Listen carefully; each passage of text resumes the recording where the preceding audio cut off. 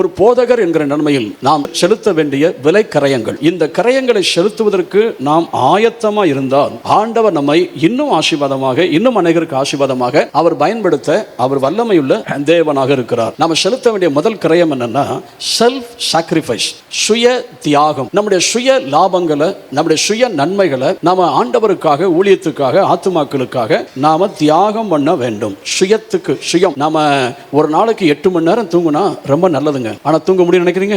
பல நேரங்களில் தூக்கத்தை தியாகம் செய்கிறோம். ஒரு நாளைக்கு 3 நேரம் சாப்பிட்டா நல்லதுங்க. பல நேரங்களில் சாப்பாட்டை நம்ம தியாகம் பண்ணும். பாஸ்டர்ஸ் பிள்ளைகளுக்கு பிடிக்காத ஒரு வார்த்தை என்ன தெரியுமா? யார் அவங்கள பார்த்துட்டு நீ பாஸ்டர் பிள்ளை, அவன் என்ன கேட்கறான்னா, நானும் மனுஷன் தானேங்கிறான். எனக்கும் மூக்கு கண்ணு எல்லாருக்கும் தான் செய்யுது, உணர்ச்சி எல்லாருக்கும் தான் செய்யுது, நானும் மற்ற எல்லாரையும் போல நானும் மனுஷன் தானே.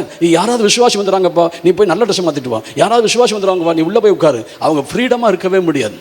அதை கஷ்டமா நினைச்சு சொல்லலைங்க. யாரோ சிலர் ஆசீர்வதிக்கப்படுவதற்கு நாம் சின்ன சின்ன தியாகங்களை பண்ணத்தான் வேண்டும்.